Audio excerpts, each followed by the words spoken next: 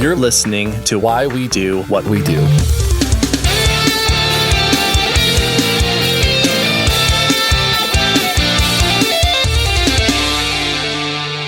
Hey guys, welcome to our podcast. I am your persuasive host, Abraham. And I'm your smash that subscribe and like button host, Shane. We're a psychology podcast.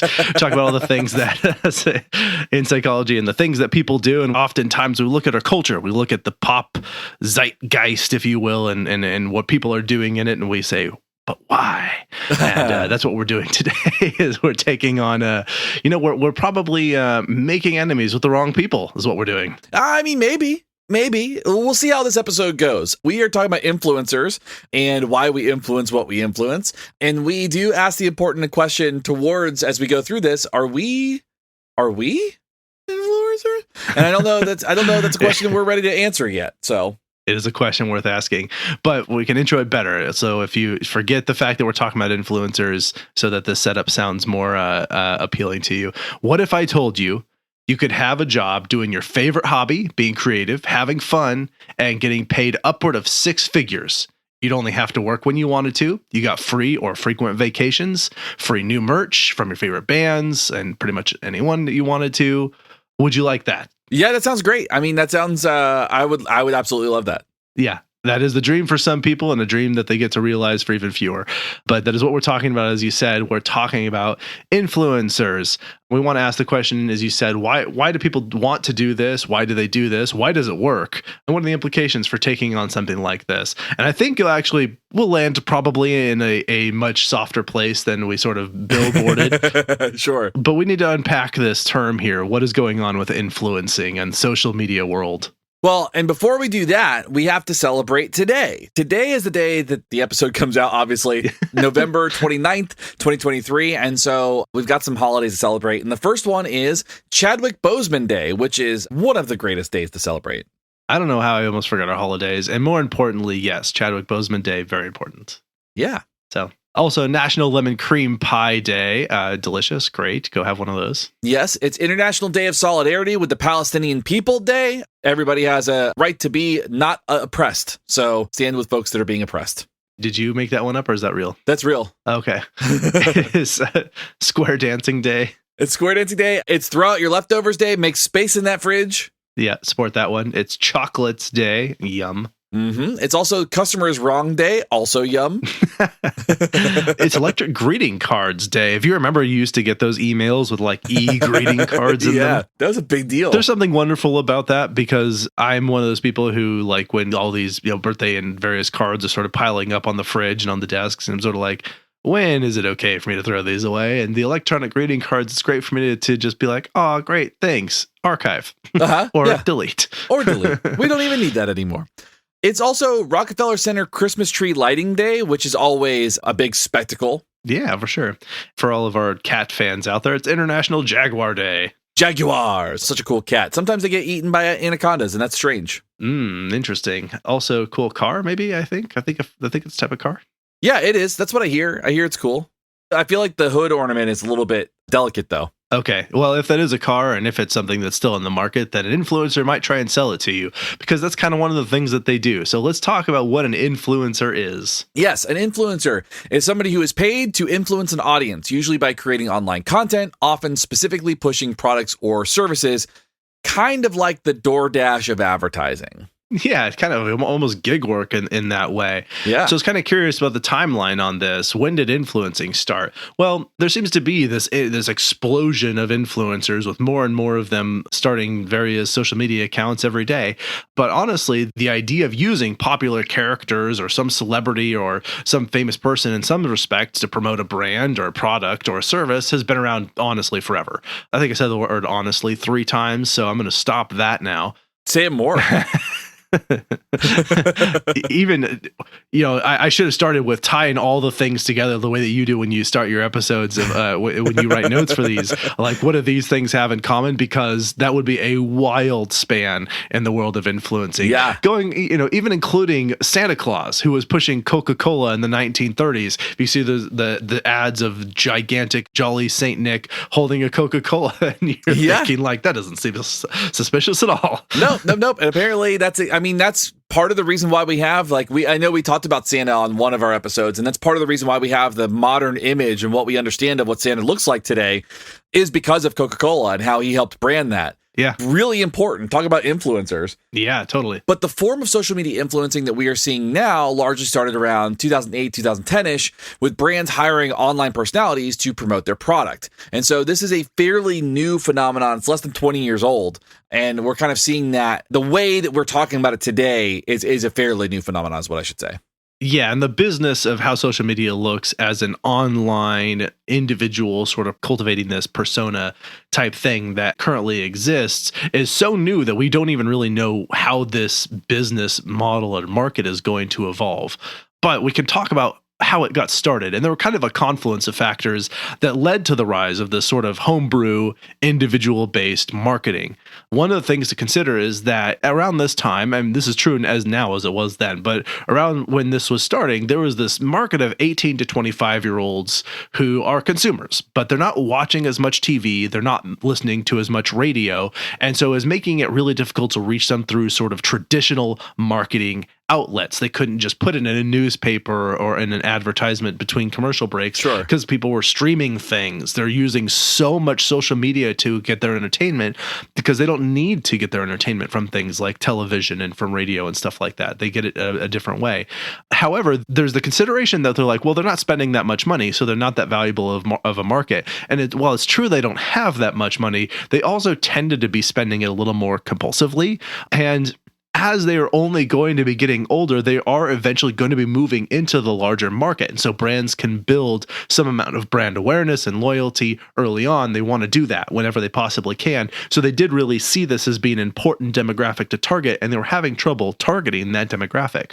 With that being said, they started looking at social media personalities because social media personalities were personable, they were fun, they were funny, they were engaging, and had a quantifiable built-in audience, which was their followers, of the exact demographic that companies wanted to target. So basically they said, hey, we've got these folks that are uniquely positioned to do this. Why not pay them to do this? Exactly. And so on top of that, they were dirt cheap compared to traditional advertising. Just as an example, one company could pay millions of dollars for an advertising campaign or spend $100,000 to have an influencer promote their product. It's really a no-brainer. I mean, you're talking about savings of hundreds of thousands of dollars just to get your product out there through an outlet. At least that much, yeah.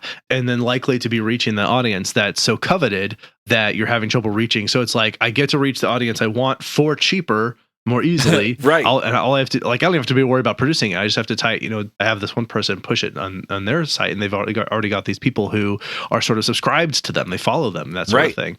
The other thing about this is that really small companies with a very small budget could actually just see career launching success almost immediately if they got a good influencer to market their product. So they don't have millions of dollars to spend on advertising, but they can throw $100,000, maybe $50,000, and maybe as little as $25,000 at some online YouTube personality, or at this day and age, a TikTok personality, and that person's going to then promote their product. They're happy to take $25,000 to do some content creation around it, and then this company that's really, really small could actually see enormous success very rapidly because of that reaching out to the audience that they're able to reach out to through just a small investment in their marketing strategy. Right, especially compared to what was being done traditionally. As companies rushed in to take advantage of this cheap advertising marketplace, influencers could now choose how much money they made, and influencing became more expensive for companies. So some influencers have charged up to $500,000 for an ad on a single video. Just to be clear, a single video. One video, and there's probably some rules around it, like how long it stays up, so on and so forth. But that's one video. That's not multiple commercials. That's not a campaign. That is a single video. And it's not much less than the company would be paying for traditional advertising. They just were accessing a different demographic. Right. So curiously, we wanted to know how much money is being thrown at this. So the influencer market is valued currently at $2.1 billion. And the top influencers in here can be making up to and over $2 million per post. Right. So there could be a lot of money in this, but we're talking like the Kylie Jenners, those type of people of the world. Yeah. However, in 2022, the median income for influencers was just $45,000 per year. And in November 2023, the average was reported at around $57,000, which is obviously more, in a way significantly more, but one's the median, one's the average. And $57,000 a year, like that's obviously comfortable enough for some people, but is it worth it? And how sustainable is it to maintain that as sort of your income level? Yes. So we want you to keep that $57,000 in mind as we go forward and talk about this. So with an industry that's been around for the last 13-ish years, it is interesting to note that the average age of influencers is 27 years old, and the average amount of time people spend being an influencer is around 8 years. So it's a kind of a short-lived market. Yeah. So that means that like people who are doing it now probably started it in their early 20s, probably are getting it out of it by the time they're in their 30s. Or sometimes they started a little earlier, but they also end a little earlier. So that's kind of how it tends to shake out. And just think about this. Like, imagine your dad, anyone, you, Shane, anyone who's listening, imagine your dad sitting down to record YouTube and TikTok content. Who is he trying to reach, right? Influencers like that will be you one day, right? As people are getting older, they just find it harder and harder to connect to and relate with their audience, depending on their audience. Like there are plenty of people who they do fine for a long time, and that's great. And meanwhile, as they're getting older and like their audience is sort of going out into the world doing their own thing, there's these new influencers who are popping up and trying to seize the spotlight. So we have this enormous flooding of people who are trying to create content on top of people who have already been doing it for a long time. And while they may be established, they're also oftentimes struggling to find relevance in their little niche, whatever it is they're doing. And I think it's important to note, too, when we put this into context, when you have a world where new trends, new fads, new things are kind of shaping up and coming and going really rapidly, it's become this kind of ingrained thing where influencers are involved in kind of the cultural zeitgeist. The cultural zeitgeist is rapidly shifting, so you need to have new people that are in the know or who are creating those cultural phenomenon. It's a fast-paced industry. Kind of like the music industry. The music industry is also very much so like that, where there's constant change, constant growth, constant innovation in this space. And it's really, really difficult to keep up with, which is why usually older folks tend to not be involved in these industries. That's actually a really, really good comparison, because you're right. Like a lot of people, I think back when we were at the age at which like modern influencers are now, and they were getting started, we were thinking we'll be the next big band. Everyone's sort of out trying to start a band and do that sort of thing. And that's not that different. And also had a very similar shelf life. A lot of bands would get out that sort of average of 8 years before they are ready to sort of hang up their instruments and go, work their 9 to 5. Right. And I've definitely have seen some of those who they lasted a lot longer than that. They made it to 15, 20 years. And then they've sort of said, we don't know how to do anything other than be in a band. Yeah. So we better be really good at doing that. Right. Which in a way is kind of sad for, at least I've seen them express some amount of lament over that situation.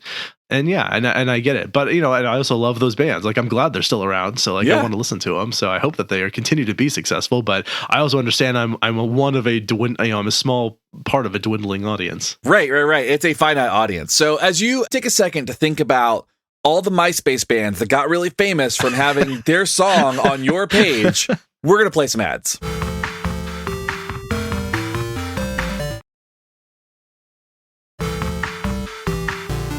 All right, so we're old because we talked about MySpace, but let's talk about how the influencing game sort of works from a couple of ways. One, I think we're going to start with why influencers are able to be influencers. We'll start there. And honestly, like I said, it's a really old practice to use charismatic figures to boost awareness and sale of a particular brand or product or service. But long before social media, advertisers leveraged existing popularity of celebrities and iconic characters to increase their sales. We already mentioned Santa Claus. People would create their own, like Joe the Camel or the Marlboro Man. Yeah. Or they would otherwise hire popular celebrities. They would pay them money to carry a product. The product placement is a very common thing in movies and has been for a very long time. So like that thing has been going on for about as long as there's been a market for people to try and push that thing. So it kind of works like this, right? So we as human beings are social creatures. We engage in social reciprocity. We like having friends. We like supporting our friends. We tend to want to support our friends and have them support us. And so we take these endorsements from our friends, and we weigh them more highly than strangers or non-charismatic characters. So our friends, the people that we're connected with, we go, okay, I trust them more than I trust celebrity A about this thing. If my friend recommends this, I like this, or I will more likely kind of buy into this product. Yeah. The celebrities and those characters are not our friends, but we do like them, right? We tend to feel good about them if they're popular or they sort of fit with our worldview or whatever.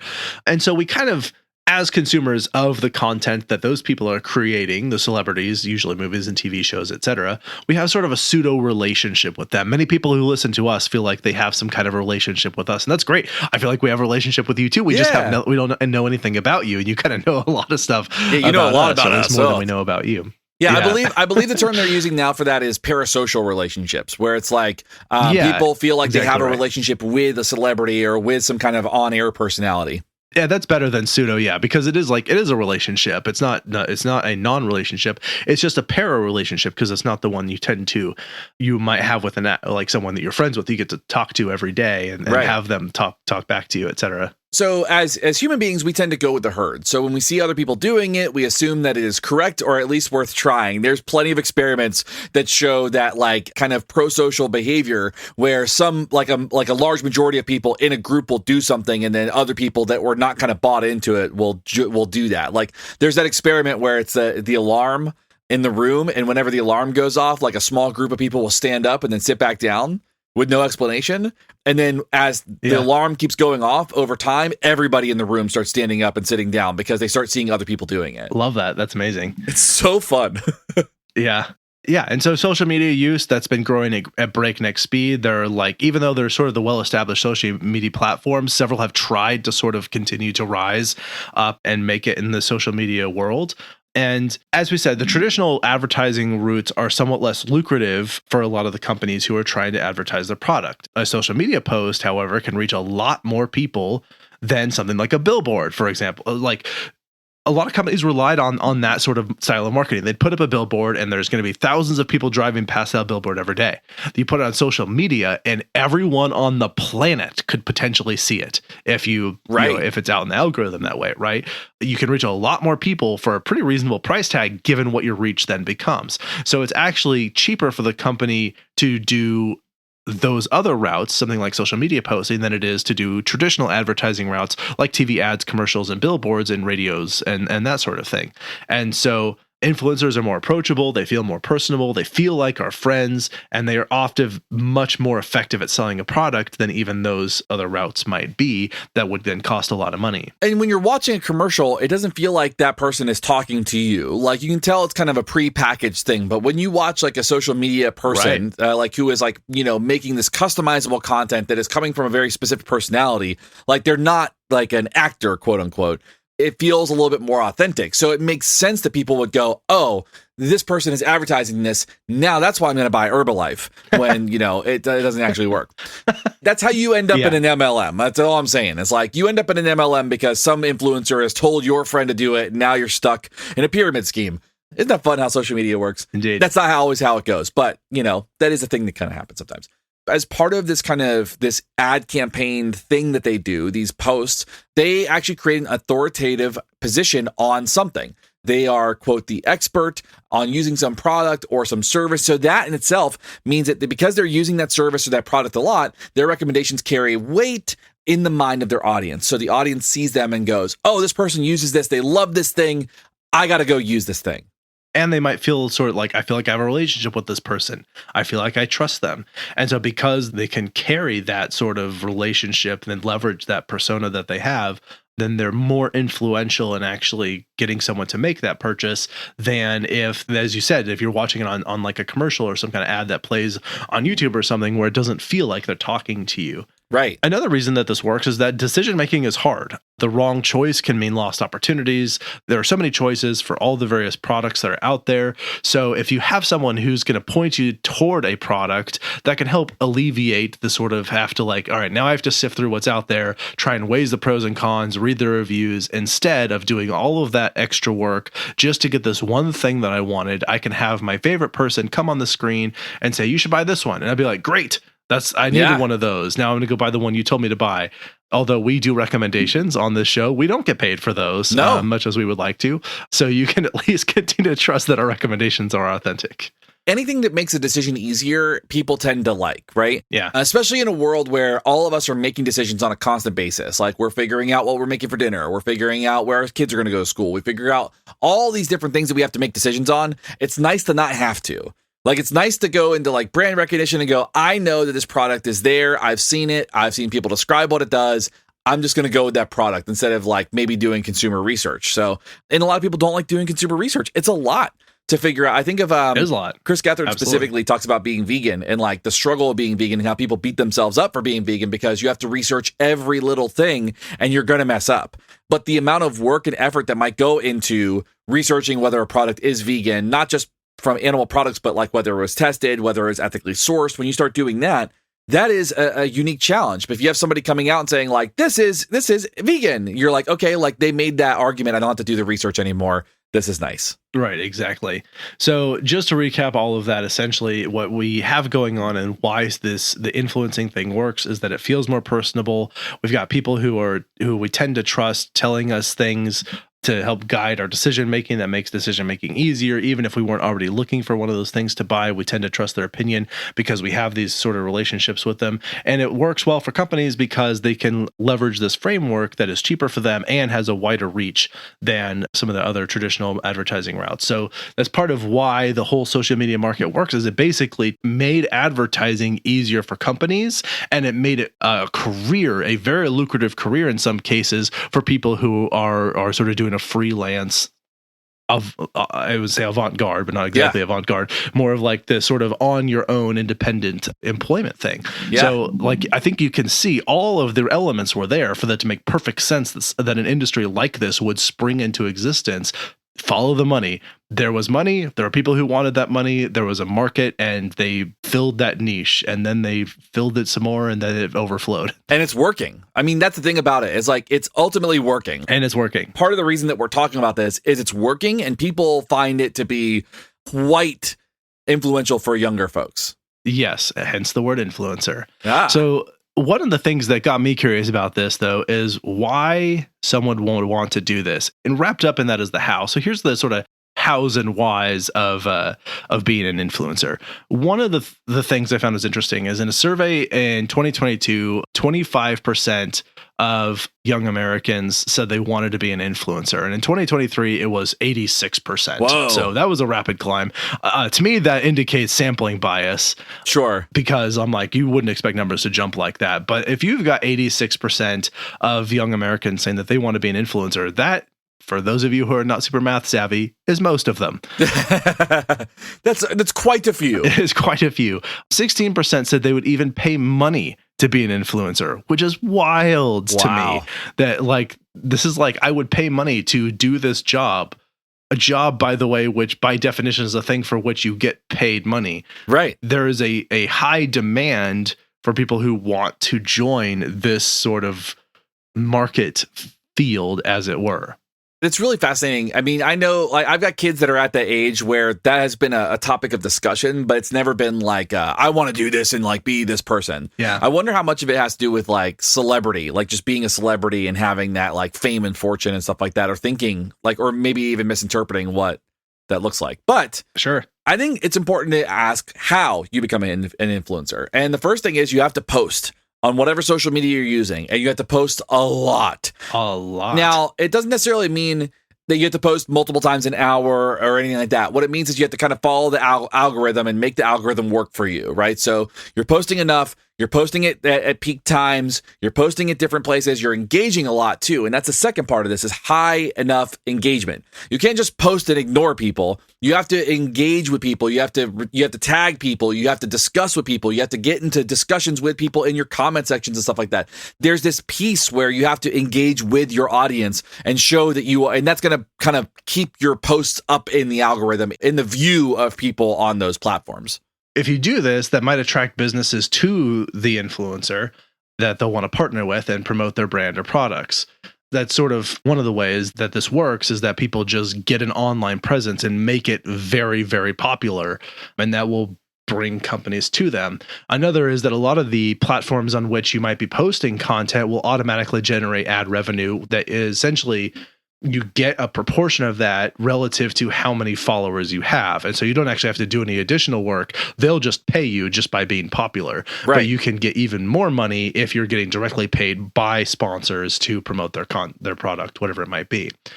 And there are actually lots of different types of influencers. An incomplete list includes brand influencers, beauty bloggers, celebrities who go on to like do influencing work, parenting influencers, micro influencers, where mostly those who have sort of smaller audiences but are very tailored to a specific niche, photography, collectors, people who collect like sets or types of things, people who do debate type things, or essentially they're just really trying to get people talking about a particular thing. And then science communicators is a type of influencer. And that is, as I said, an incomplete list. There are many, many more. Right. There are so many influencers and different ways to go about it. I mean, but you've probably come across these. You've probably seen people who are beauty bloggers who are doing makeup tutorials and they're using specific makeup. You've probably seen parenting bloggers and parenting influencers that are promoting some type of product or some book or something, some kind of parenting technique.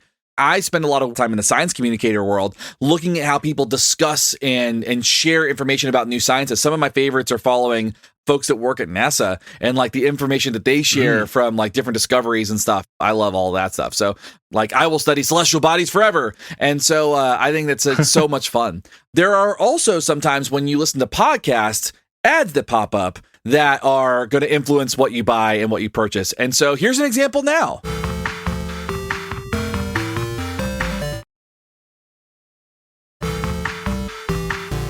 Okay, so we started this segment by talking about how many people want to be influencers, particularly among younger people, and why. Why is it that so many of them want to? We sort of billboarded it at the front. You could choose your own hours, flexible, you can make a lot of money potentially, you can work whenever you want.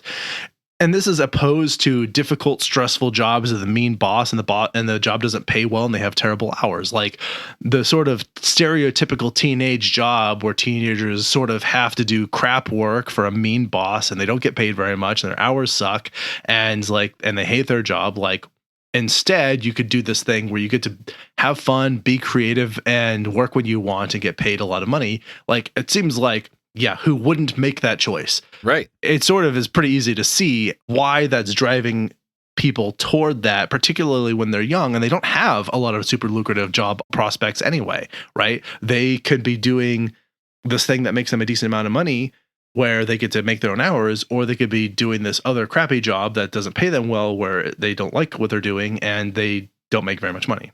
Right. And then on top of that, influencers appear to be loved. They appear to be happy. They appear to be working only as much as they want and have a lot of free time. And they tend to be independently employed, which is really nice. And actually, this worked out for some folks that were in lockdowns that didn't have to, that they like had to create content inside a space where they were stuck in a space. And that was, I think, really important to kind of note as maybe a boom of this particular industry as well. There are people with a lot of time on their hands. And then a captive audience, people who couldn't go anywhere, you know? Right. All people had to do was like scroll around YouTube and like scroll around TikTok and scroll around whatever social media thing they were using. I think TikTok was a thing in 2020. It also sort of created a bit of a bubble we'll talk about more, and we're talking about the cost of all of this, because there were so many people who sprung up onto the scene suddenly to capitalize on this time of like, hey, maybe I can make a little money doing content creation for social media since I'm not doing anything else. Right, exactly. And so there's this kind of unique world. I heard somebody describe it as like your social media pages are like a place where you can post your art. Like you are like that is your space to be creative and do what you want with it. Whether you're good at it or not is a different story. But like being able to do that is like kind of nice. There's like so much ownership, but also it gives you a space to support important causes that you're passionate about. I follow a lot of social justice pages and see kind of the discussions around that and fundraising around that and get some information.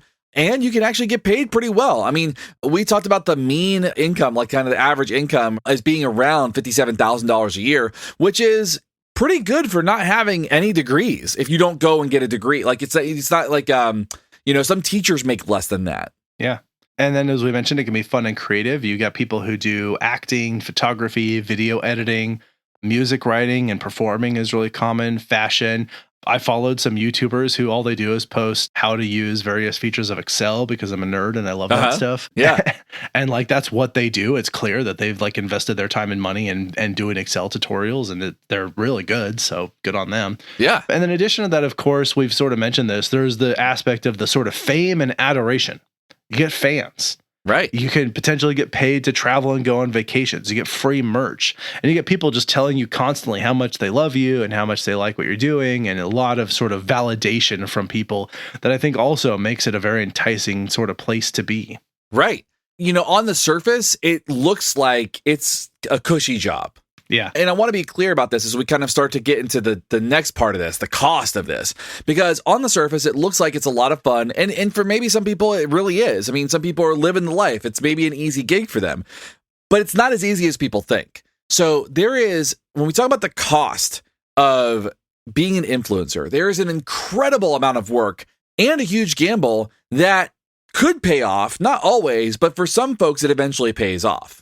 Yes, there was this horror movie called Spree with the actor Joe Keery, who's famous from Stranger Things. Is one other stuff. Without spoiling too much of this, he is a social media influencer who goes into very dark territory to try and get people following him, because he's essentially, you know, one-upsmanship of the sort of world of like, I need to do the most extreme thing to get people paying attention. Yeah. And you can see how that might spiral out of control really quickly.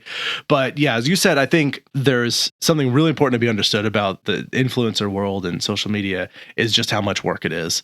And we'll talk about this more, but I mean, it is all day, basically. These are people who, if you look at their social media content creation as work, which it is, they're doing like over 100 hours a week in many cases, right? Just putting together the few pieces of content that actually make it out into the world. And they might even end up having to hire a team of people to help them because it's so much work to do the job that they're trying to do. Right. So for people who think this is an easy buck, it's probably not. Right. You might be able to start low budget, but you probably won't be able to stay there. Again, it comes at the cost of pretty much all your time. Another thing to consider here is the cost of this is where the market's going. Because I was watching some sort of people who are sort of financial analysts and things like that looking at this market. And they said, you know, we're probably reaching the cap of what's going to be possible for social media influencers. Not that it's ever going to go away, but it's starting to reach the sort of breaking point for a lot of reasons. One thing is that ad revenue is useless if people aren't buying the product, right? Advertisers are not going to pay everyone and give them free stuff to push their brands. So you saturate the market with influencers. Like there was the reverse problem of like, as more and more companies were trying to use influencers that were out there had a choice between which companies were going to pay them the best. Now the reverse is happening where there's so many influencers, the companies get to choose which influencers they're going to use to try and sell their product. Right. And again, that drives the price back down again, the supply and demand aspect of it. So it would be pointless for them to advertise if people aren't going to buy their product, and they're not going to keep giving everything away for free by hiring every single influencer who wants to get a job. So with the saturated market, advertising dollars will just go to the lowest bidder and drive down the overall lucrativeness of relying on ads that people have.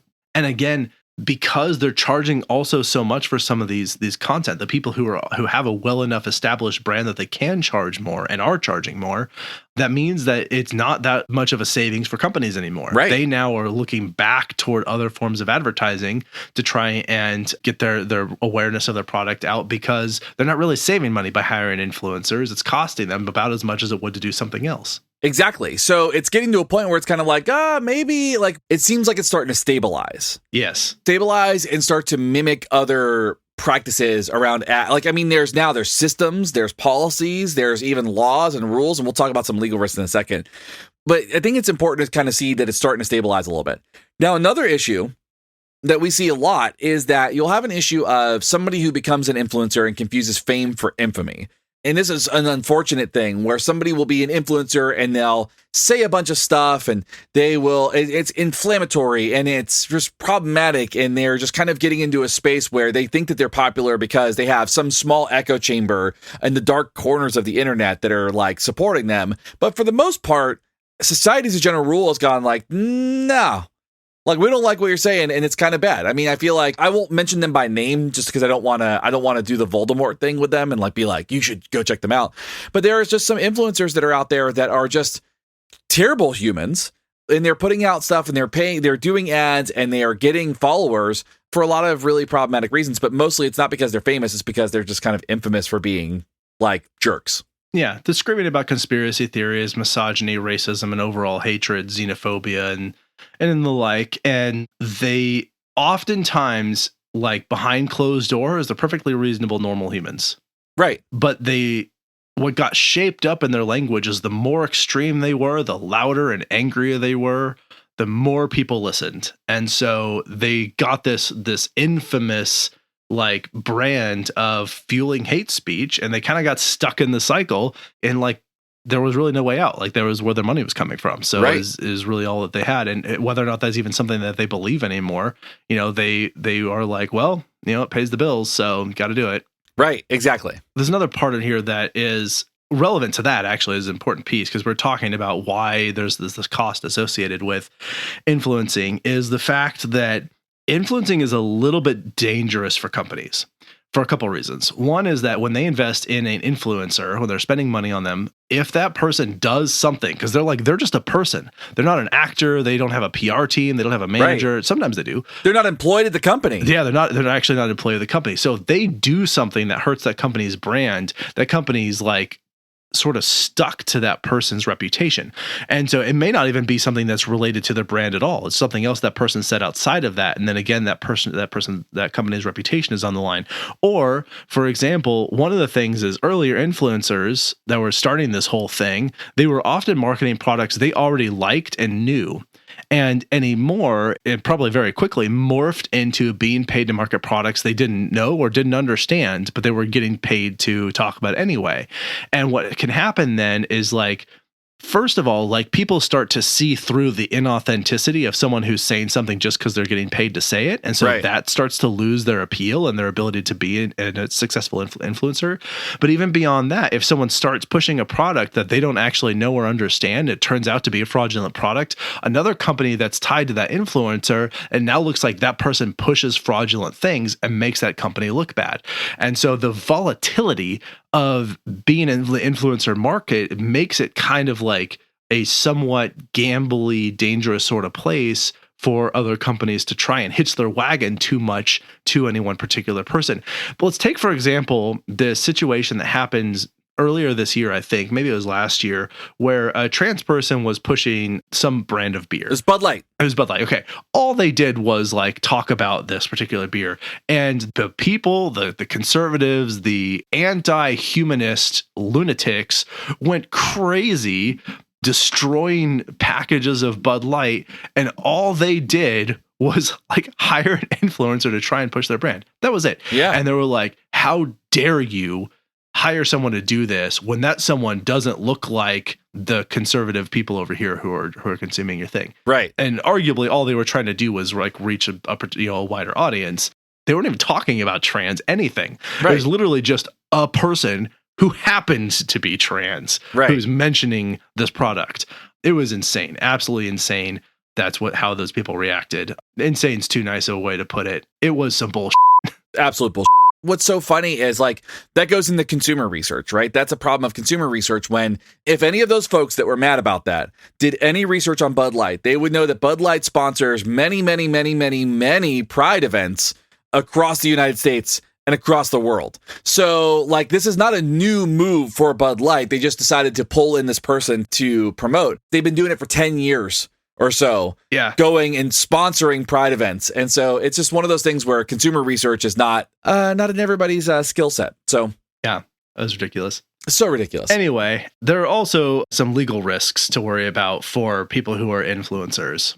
Even though influencers are functioning as personal advertisers, and they still have to comply with FTC regulations around advertisement, because advertisement falls into consumerism and like kind of the laws and regulations around that, which means that they must be truthful. They cannot be misleading. They may not be deceptive. They must validate claims, and they must disclose their relationship to the brand. So endorsing products that they haven't used can get them into trouble, and failure in compliance with this can result in fines and posts being blocked, which is, for an influencer, the worst thing. Like, if you get a post blocked absolutely. or removed or taken down that is outside of your control, that alters how you can get to your audience on those platforms. One of the better examples, though, of the punishment fitting the crime, because like that's like the exact thing to do in that particular case. Again, not saying that was necessarily right, but just saying like that is a thing. Another thing here is that posting an opinion about anything or construing things in a particular way may be considered an actionable wrong, which means litigation can be brought against that influencer. Right. So they can't even necessarily share their honest opinions about things, particularly if it's about something that they've been paid to say nice things about. Right. But even then, they probably can't say anything about a competing product either, lest it be held as sort of this actionable offense against that competition. Right. And treated with some of the libel and slander laws that exist. Isn't that fun? It is so fun. I'm so glad we don't have to do that. We just let the advertisers just kind of drop in whenever they want and share whatever they want, and we have no idea when we're recording, kind of like right now.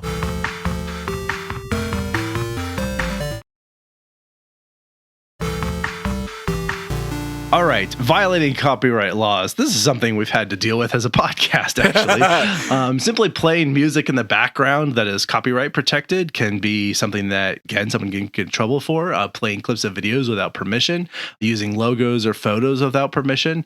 And this is up to $75,000 per case that this happens. So they have to be really, really careful about what kind of content they use just in the background of pushing their other content. Why this becomes an even bigger problem is that sometimes influencers on their pages will have ads that kind of run, and this will influence monetization. So some platforms have this monetization piece. If you are caught violating a copyright law, your monetization can be blocked, which is like, so why are you posting at this point in time? Because your page is not generating money anymore. And essentially what could happen is it can get so far as that influencer might have to delete their entire platform. They might have to delete their entire page. They might have to relinquish their accounts. There's a lot of things that happen. So you don't want to risk, if you're an influencer, you don't want to risk getting into trouble for this stuff or with this stuff because it affects your livelihood. Exactly. And as we said, like always being careful about like how they portray anything else that they talk about on whatever content creation that they do, because that can be treated as actionable in the eyes of the law. Right. So that's just one of the considerations around being an influencer, one of the things that they have to deal with. There are others as well. One of them is that, as we said, the sort of average age is 26, 27. And that means that most people start in their sort of early-ish 20s, but many of them actually do start as teenagers before they've ever held a job before. Right. And so I ran across this news story where they were talking about the future of influencers when they eventually do get out of the game. There is a shelf life on this, and that they might enter the job market having never had any actual experience working in a workplace, and so they try and move on to this normal life once the social media gig is worn out, because they start as a teenager in their early 20s, and they're usually out by their sort of early 20s or 30s. Most of them are. And again, they are then not very competitive as candidates in the job market, and they don't really have a lot of training doing anything. They don't have any history of showing that they know that they've even shown up to work on time. Right. Like, businesses are looking at like, well, what have you done? And they're like, oh, I create YouTube content. And they're like, okay, so now what I see is this impulsive person who thinks that they should get a free ride doing next to nothing, who possibly has even advertised a brand that competes with the job they're trying to get now. Yeah. And I'm not trying to criticize influencers right now. I'm just trying to say, like, this was sort of the thing on this news story they were reporting that some of these businesses saw when they were seeing influencers come into their sort of standard 9-to-5 job market. We're not even disparaging influencers here. Like, there are a whole lot of skills that influencers have that I certainly don't have. Yeah. It's the equivalent of like, I've only known this job. So when I enter the work market, I enter the workforce in a different capacity, I am lacking in every skill that makes it so that I can be successful. And that's really all it is. The difference is that since they were 17, 18, 19 years old, they have worked on their own schedule and they've never had the structure that they would have at a regular job. And that's what makes them less competitive. Also, the perception of influencers being terrible is another problem that people have when they go in, which is not like, that's not our position, but that is the position of many people saying, oh, influencers are just snobby, spoiled brats. It's true. Yeah, they don't have a great reputation. And again, like, really not trying to make enemies of you right now. No. And not just because it would be bad for us to do so. It legitimately, like, that's what people have said. Like, that's where the concern, the criticism has come from on the outside. Right. And so another cost of being an influencer, though, is that there's this issue of no privacy. Your entire life, your entire world is on the internet.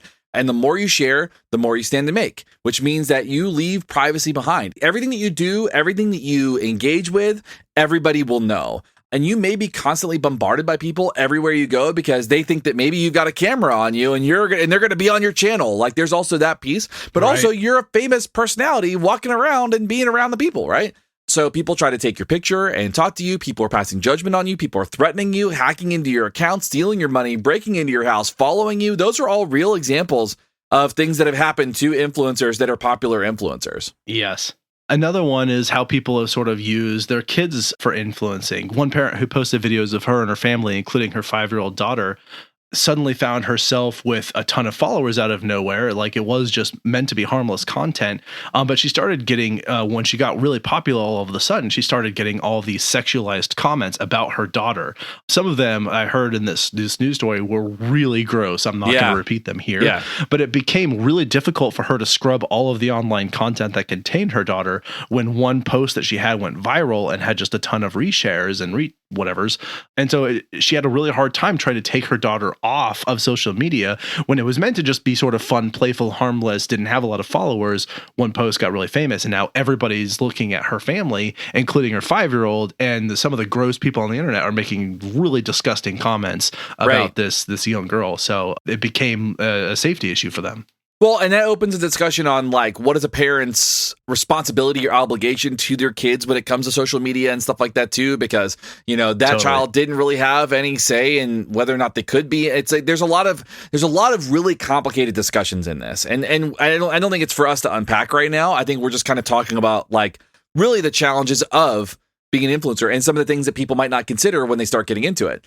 People post about their kids before they're old enough to understand. And when they do become old enough to understand, their whole lives and even extremely personal information, such as health information, private health information, has been made freely available to everybody. So they can't hide that. When they go to date somebody, that person already knows so much more about them than they might know about the other person. And so there's, like, a lot of really complicated social interactions that come out of this too. I found a story of a child who was so famous that she had her face on merchandise. She was all over YouTube from the time that she was a toddler. Her family's use of her image for their YouTube content made them so much money on YouTube that they actually quit their they quit their jobs and went full-time on YouTube. And they made so much money doing that. They got a nicer house, they got a new car, with all of this with their increased earnings from their YouTube content. But when their daughter sort of as she got older and got wise to the situation, she didn't want to participate anymore. Then her parents were sort of threatening her because that was their whole livelihood. Her dad told her they'd have to move out of their house, go back to their jobs, and they wouldn't have nice things anymore. Is sort of this coercive, like, you can't quit because we need you to do this. She's like, I didn't want to do this. You didn't ask me to do this. I didn't have an option. And, like, now my whole life is online. I can't do anything without people knowing about it. Right. That sucks for her. She didn't have that choice. And that is not a one-off instance. There's a lot of families who post about their kids. Yeah, it's entirely unfair. There's another story about this that a lot of people may have heard. One of these parenting influencers, and I think they did this, like, side parenting consult business as part of what their influencing was. This is an LDS family in Salt Lake City in Utah. Her name was Ruby Frank. And so she was constantly posting about her kids and all these parenting things. And then one day, the police get a distress phone call from this emaciated, starved 12-year-old who had escaped from the house. There was 6 kids, I think, not 8. It's this family of 8, so 6 kids and the 2 parents. And turns out, like, they found out that the kids had been severely abused and neglected. When the cameras were on, they had them acting in a particular way, but as soon as they were off, they were, sort of locked up and they were, as we said, starved. One of the kids apparently was forced to sleep on a beanbag for months as a punishment for something. And so, yeah, they were just horribly, horribly mistreated. And again, it was a lot of she was trying to maintain this sort of image for social media. And the kids were, of course, taken away by Child Protective Services because of the abuse. Right. It's so unfortunate. People don't realize that, there is, and I think this is kind of maybe one of the important takeaways, is that whatever an influencer or whatever somebody on social media decides to post, they are making a concerted effort to post that. And that's what they're letting you see. They are ultimately in control of whatever narrative is going on in their own homes or in their own lives. So they're letting you see that. But there is a degree where it's okay, well, they start kind of getting influenced by their audience and the data. So Absolutely. I posted this, so people like this, so I'm going to post more of this. And then all of a sudden it becomes kind of this enmeshed thing that's really difficult to get out of. So one thing you do is, if you are an influencer and you are trying to get into that world, you should probably set up some different ways to protect your privacy. One of them is to get a virtual PO box. You can do that, set that up so that you don't have to worry about your personal information getting doxed and getting out there. You can hire a PR rep to handle posts and packages for you, so you don't have to do any of that stuff. You don't have to kind of rifle through packaging or decisions and stuff like that. You can use password management software and change your passwords frequently, because people do try to hack your stuff. Only give personal information to people you trust, and never use public Wi-Fi if you want to get into that world. I mean, these are just good general recommendations for living life too, I think. Yeah, I don't know that I need a PR rep, but yes, I think most of the other ones I agree. We're gonna get you one. Okay. Yeah. Thanks. Yeah. Anytime. I need one for the podcast. I keep running my mouth on the podcast. I probably should get one. I know. Yeah, you're the troublemaker of the podcast, not me. Another consideration here was sort of in the cost, what's the cost of being an influencer in this section? And one of them is there's the mental health issues of being an influencer. First of all, as this industry is fairly new, it's not really entirely known what this is going to mean for people who do this for a sort of a living as their job. But there are some things that we do know. One is that there can be a lot of anxiety, depression, and even suicide. There is an excessive amount of judgment and interaction way beyond what humans sort of have evolved to deal with in their normal day-to-day. Right. And then that can also mean that because they're spending so much time reading through comments and watching other content, you have to participate in it and engage to be successful, they then procrastinate on other really important things that they need to be doing. And then there's also this element of just constantly comparing yourself to others who are better looking or more successful or are smarter or who have other content that also is really popular. But there is this element of anxiety and burnout that happens from just constant engagement, from trying to maintain this world and this level of interaction that is required to be as successful as a lot of people are hoping that they can be. You're right, because part of this conversation is also that creating content is consuming content and knowing what else is out there, so that you are not only just creating things, you're also consuming things. It's an endless kind of cycle of engagement and paying attention and learning and doing all these things. So you really don't have any breaks. I think Bo Burnham says it best when he talks about being an entertainer, and he says that my job is to compete for your attention. And we've had that conversation too, where you can only listen to so many podcasts. We are competing for real estate in your auditory cavities, right? So we are trying to take up the space in the real estate. There's only so much real estate in that kind of situation. So thank you for being here. And I'm so glad to be here. And we love you all so much. But the point is that as an influencer, as somebody who's a content creator, if you're in that space, and you are constantly competing with the dirge of information that's out there, the deluge of stuff there's so much stuff. So to be a really successful influencer, you don't get to take a break. Right. There's sort of one more philosophical topic to sort of unpack that's related to all of this and in a slightly different way that I think is worth actually spending more time on, but we'll come right back to that after we do the influencer thing and insert some ads here.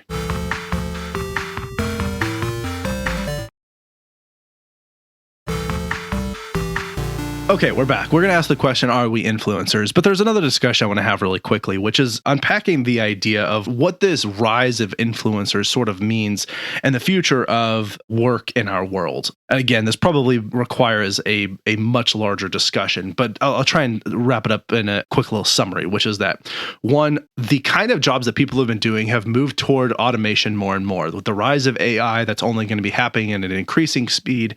We're moving away from people doing as much labor as they used to be doing, which means that there's a very small job market. And to that point, there's actually some benefit of having a society where we primarily rely on robots to do our jobs if we can also survive without being employed, or where our employment is not, or our survival is not contingent on us having labor type jobs. Right. And so there's people have made the argument that the future of the economy in the world is where everybody just does entertainment or they do some form of like art and creativity.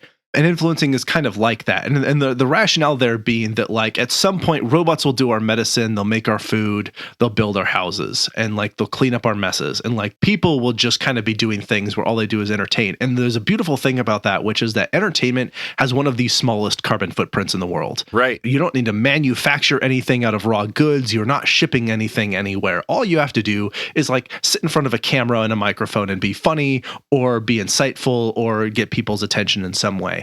And so like there's a certain benefit to having entertainment be the job of the future. And social media is kind of like that, or social media influencing is kind of like that, because all they have to do is sit there and be creative. We have people writing songs, they're doing photography, they're doing paintings, they're maybe writing code for software, and all of that stuff that just doesn't require nearly as much overhead and as many raw resources and as much fuel as it takes to ship their product around the world, because they can just all be communicated via the internet pretty effectively and pretty easily. Right. And so I do see the benefit of that. I think there's always going to be humans in sectors of labor through, we just can't take humans out of the equation, but it could move to where we have a huge market that way. And that means a fairly saturated market where a lot of niche things are kind of the only thing that survives in any capacity. So who knows where it's actually going? But Shane, are we influencers? I think that that's a fair question. And I would say, yes, we probably are. When you really break it down, like we are, as public figures, generating content for free. Because, I mean, the podcast is free. For patrons, you get bonus stuff. But, like, the podcast itself is free, right? It's accessible to people. We are science communicators. We are funny, I think. Do we go to the level that some other people are going? No. We haven't taken any sponsors, though. We would absolutely take sponsors for products that we like. We would absolutely do that. I have no problem doing that. Sure. It would help fund the podcast to keep doing cool shit. So like I think that at the end of the day, like we're not opposed to any of that stuff. We just don't do the 100 hours. The privacy thing is different. We're not quite famous, but we are, I think, that in that space where what we're doing is akin to influencer like behavior. Yeah. I think that's fair. Yeah, it's just as you said, it's, if an influencer is being paid to like promote a product, that's not really us. But there are other influencers who essentially they just rely on the ad money that they make, and then they create a lot of content and they get followers from doing that. And we would be in the realm of micro influencer or whatever is much smaller than that. Mm-hmm. But I think you could reasonably call what we do sort of. Exactly. Atomic influencers. I love that. Oh, I want that to be like a band name or something. Yeah, that'd be really fun. But like a really cool like proto garage band that sounds like Mind Spiders or the Hives or something. I hear a lot of electronica in the name of Atomic Influencers. Yeah, like Kraftwerk. So anyway, I think that's what we have to say about influencers. Influencers, please don't hate us. We're not hating on you. This is a complicated world, and I think a lot of people don't understand it. And we wanted to try and unpack it a little bit in the way that we do that sort of thing. Yeah. Anything we need to add, or anything you'd like to comment on before we move on to the next segment of what we do? No, I don't think so. I think that covers it. Okay, if you liked what you heard today and you're an influencer, you should definitely post about us so that people hear it and they go check out our podcast. That'd be great. Otherwise, you can join us on Patreon. We have a lovely group of humans there who are the best, and they're the best because they support us and they like what we do and we like them, and it's all a mutually beneficial sort of relationship here. At least I like to think so. We give them all kinds of bonus content, so hopefully it's worth it to them. And that includes a list of wonderful people. I already said wonderful people, though they get double wonderful because they're that good. Mike M, Megan, Layla, Mike T, Justin, Kim, Joshua, Brad, Stephanie, Olivia, Brian, and Ashley. Thank you all so much for your continued generosity and support. And of course, I could not do this without my team. Justin does our audio production and engineering and all that sort of thing. Justin and I do fact checking and writing, and our social media coordinator is Emma Wilson. I said coordinator, like I was from Jersey. Wait, Justin does audio and Justin does fact checking and writing. What do I do? Did I say Justin does fact checking and writing? You did. Oh. That's okay. Justin can if he wants to. And Shane is just the beautiful face that we put on everything. That's it. The face of the podcast.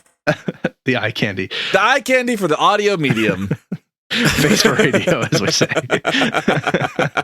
Whoops. Sorry. You know what I meant. You know what I meant. I feel valued. Don't worry. You're okay. Good. I'm glad. If you would like to talk to us about anything that we've said here today, you should reach out to us. You can email us directly at info@wwdpodcast.com. And because we are kind of in the influencer world, you can also find us on the social media platforms. We also look forward to comments in the section of the podcast where you get those nice things, preferably. I mean, if you don't like those things, you can tell us, but we really prefer constructive criticism as opposed to just, like racist rants about why we should support Nazis or something that happens sometimes. Yeah. Which we're not going to do. So that's happened more than once, which is weird. It happened, unfortunately, more than once. Anyway, the fact that those people listen to podcasts, I don't even understand. If we're influencers, we don't want you as an audience if you're that person.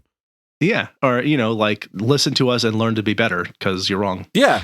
Yeah, exactly. Anyway, I think we have recommendations. We do.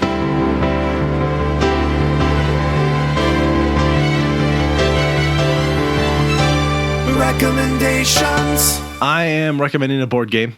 I recommend board games sometimes. Yeah. This is, if you're familiar with the mechanic, it's called worker placement. But the general idea of this game, the theme of it, if you will, is you are essentially these animal tribes that are cooking food. That's pretty much it. It's a game about cooking food. You're gathering food resources and processing them into food delicacies, and you use those feasts to throw parties for your little people. And that's the game. It's a really cute, relatively simple little 2 to 4 player game. It's by Hexy Studios, is the publisher. I put a link in the description of this. But yeah, if you're looking for a cute little food cooking game themed around animals, go check out. It's called Alllll. I think is how you pronounce that. Uluk. Alllll. Or Uluk. I love that. Or Uluk. Uluk. Maybe that's what it is. Uluk. I like that. Yeah. It sounds like a lot of fun. Yeah, it's cool. All right, I'm going to recommend a movie. I recently got to see The Marvels. Ooh. As you all know. Abraham and I are both absolutely huge fans of the Marvel world. Totally. In those movies. Marvels is the newest movie entry. It brings Captain Marvel to present day because her movie was, it was set back in a little bit in the MCU to kind of introduce her. And so the story is really great. One of my favorite things is the interplay between the 3 main characters, which is Captain Marvel, Miss Marvel from the TV show, and she goes by either Spectrum or Photon in the comics. She's had a couple different names. Okay. She came out in WandaVision. Right. And so the 3 of them interacting with one another and having kind of like the interactions with Nick Fury and some of the alien species inside of the galaxy are really fun. So I thought it was really great. I thought it was an entertaining movie, and I'm really glad I got to see it. So I recommend everybody going to see it. Awesome. I would like to see that. All right. Look, the board game from Hexy Studios, or The Marvels, the movie that's probably in theaters the time you listen to this, or maybe coming to streaming near you in like February or something. Yeah. All right, great. That's it then. Anything else to add before we wrap up? Nothing today. All right, this is Abraham. And this is Shane. We're out. See ya. You've been listening to Why We Do What We Do. You can learn more about this and other episodes by going to www.wwdpodcast.com. Thanks for listening, and we hope you have an awesome day.